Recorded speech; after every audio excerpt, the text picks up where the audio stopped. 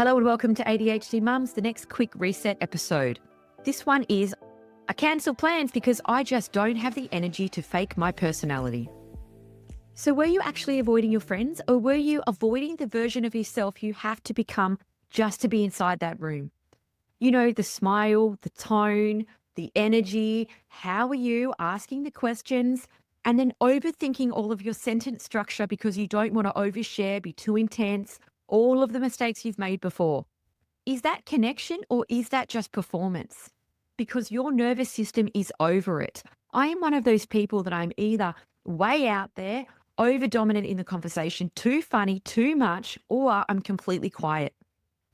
And when I'm completely quiet, it's because I'm overthinking all the last time that I went out for dinner with my friends and I was way too much, way overshared.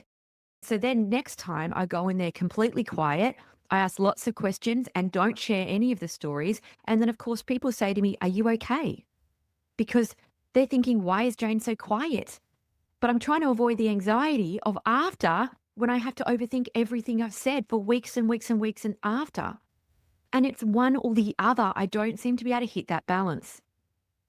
But my nervous system after the events is so over it and over the anxiety that then when I'm asked to go out next time, I feel so stressed about which one of those people I'll be. Is that antisocial, or is that just being socially tired? A lot of us talk about how we air quote hate people, but do we really, or are we exhausted? Are we rude, or are we kind of auto correcting our entire existence as we have our conversations? For many neurodivergent women, socializing doesn't mean being yourself. It means building a version of yourself that's kind of like palatable for other people, safe, approachable, the one that we've gotten more positive reinforcement for. And it may not be the one that's the most natural. And that version, it's quite heavy to wear. When neurotypical people talk about the mask, oh, they put a mask on too, they're actually talking more about something that may be like 10% from their personality. They may be themselves, but just add a little bit more 10% spark. Masking for a neurodivergent woman is actually about the space between your natural personality and how far the mask is. If it's quite far and you have to wear it for a long time, that's where the recipe for burnout happens quickly. So if you have a 2-hour dinner and you have to wear a mask that's quite far from your natural personality, it's tiring. If your mask is only 10% from your normal personality that you naturally are, you can wear that for a lot longer without experiencing burnout. So neurotypical people don't understand how socially taxing it is from wearing the mask. If you are with, let's say, extended family where you have to mask quite heavily and the mask is quite far from your normal personality, it is going to be really draining.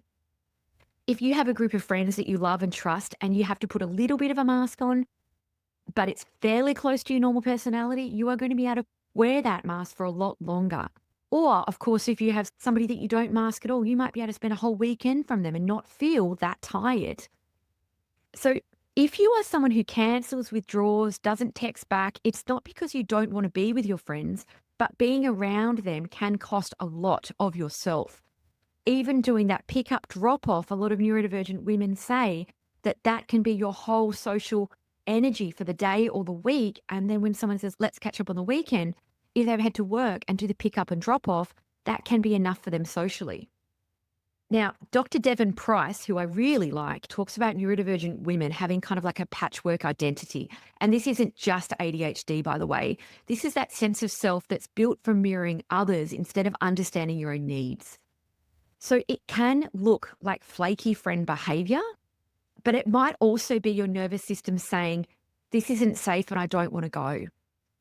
And then you might be that person that cancels at the last minute because you just feel stressed even thinking about doing it.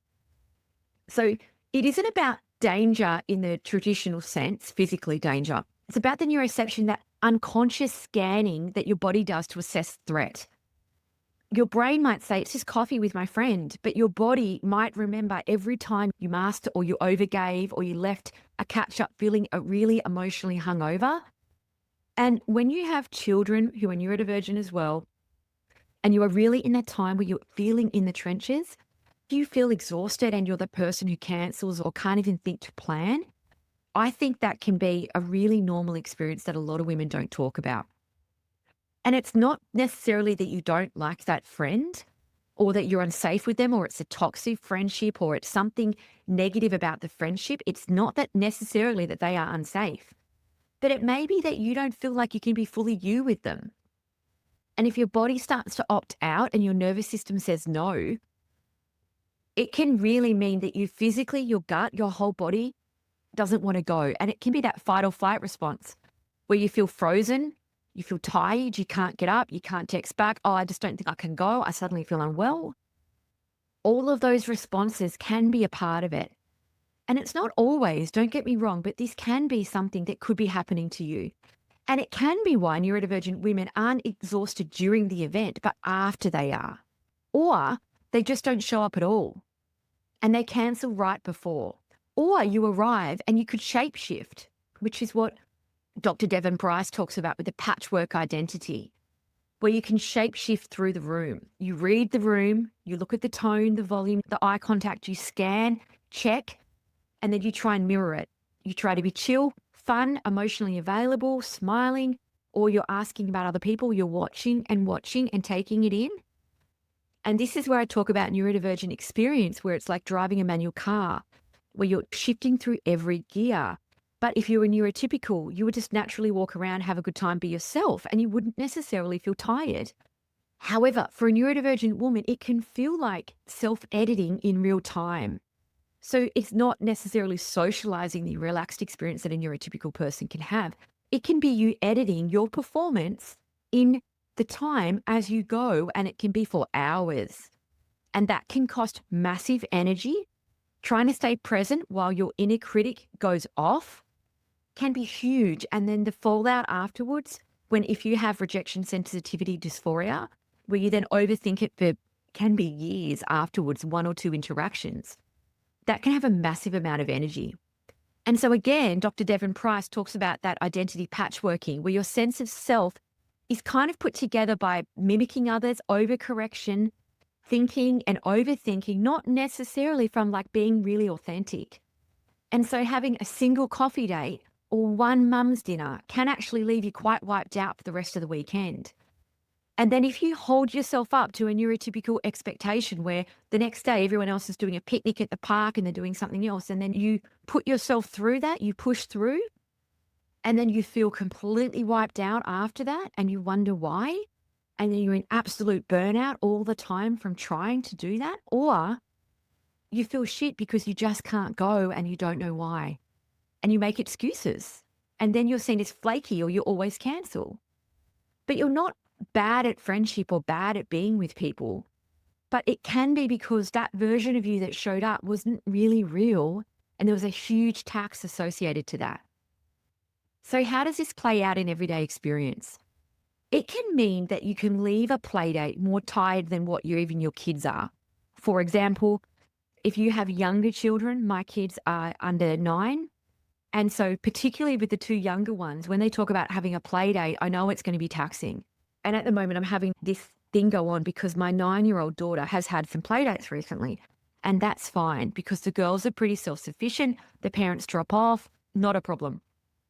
However, my boys who are younger, 7 and 6, when they talk about having a play date, what that involves is that the parent will either come in and stay, which sometimes is preferable because then I don't have to parent multiple children that I don't know.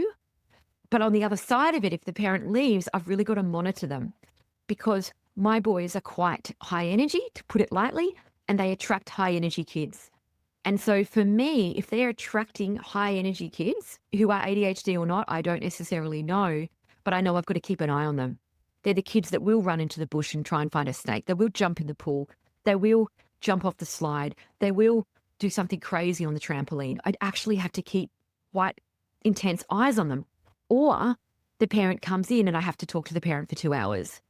And so when they mention a play date, my 2 boys, I just feel dread because either way, I just don't want to do it.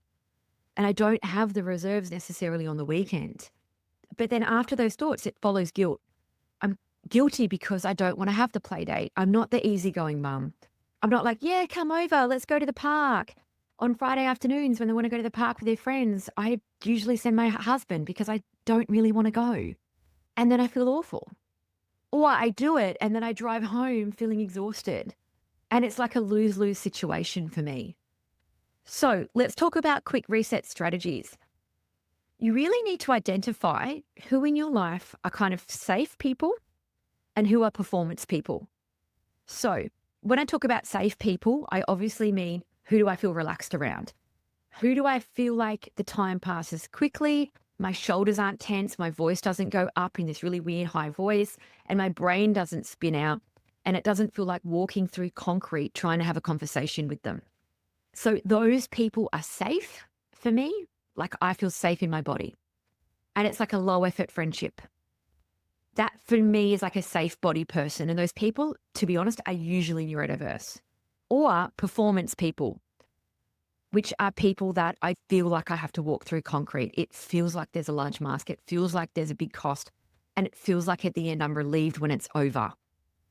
And I need to categorize those. So if I know that I can't get out of a play date for one of my kids, it's definitely their turn. I've been dodging it for months. I try and pick a friend that has a safe parent attached to them. And it's easy to recognize which ones they are. But when I know I'm low and I'm low on reserves and I have to do something, I will push my child towards the one with a safer parent. However, my kids are younger and it's easy for me to sway them around. So it might be more difficult for you. But if you have older children, you can also be really clear in text. Hey, feel free to drop off and run. Like, a lot of parents are very keen for the drop off and run. So feel free to be upfront about how this play date is going to go and to actually say that upfront. So you can build that social script that serves you. You may have rules for yourself, like, I must respond to that text today. I must match their energy. I must be upbeat. I must have snacks ready. I must invite them in. I must offer them a coffee. You may need to think about the rules that you've made up for yourself, because I doubt that there's a rule that a friend or a child's friend has given you, like, you must invite me in for coffee. There are parents I know who I will drop off a child and they will stand out the front of their house. It's very clear that they don't want me to come inside. And they will say, thank you very much. I'll text you if there's an issue. They have very strong boundaries. And I'm like, I'm sweet with that. So feel free to put boundaries up that you're comfortable with. Like, it's okay to text tomorrow. I can be flat. I can wait out the front of my house. I can say no. I can leave the message on unread if I don't have the capacity. I can say no. Think about some boundaries, or have a think about some other parents and boundaries they have, and really have a think about what rules you have, why you have them, and if you can replace them with a boundary. Next is, instead of focusing on how to fit in, ask, do I feel regulated around this person? Do I feel like I can breathe slow? Do I think clear? Do I feel okay? If so, that's your green light socially. If there's laughter, but it's also tension, if you feel judged, if you feel stressed, that's more of a nervous system trap. So start to really think about your friendships. If you have low energy, do you start with somebody that is more taxing to be around? I would say no. Now, if you're loving this episode, I would have a look at my playground pickup guide on the website. It goes into neurodiverse, neurotypical connection, social scripts, how it all works. It's so long and detailed. I really recommend it. So in closing, you didn't stop liking people, but you may have stopped liking who you've had to become around people. It's not rejection. It might be the truth of how you feel, and that might be your authentic self. You may not be antisocial, but you may notice that there's a big recovery to being around people, and that there's a cost to yourself to be socially acceptable. But you get to change the rules. You don't owe anyone anything. You're allowed to be boring, blunt, late, messy, real. There are people that make you feel safe, not judged, and they are your people. You don't have to perform to be loved. You may have been trained in the past to feel like you have to perform to be liked, but that's not true. So this is your quick reset for this week. And you've already started just by listening. You don't need to push harder, but you do need to feel safer. Take the pressure off. Let your feelings be real. You don't have to perform to be worthy. You can be a work in progress. You are doing better than you think. And I'll be here next week when you have a reset. Thank you so much for listening. Feel free to put up your boundaries and hold them. Well done. Have a great week.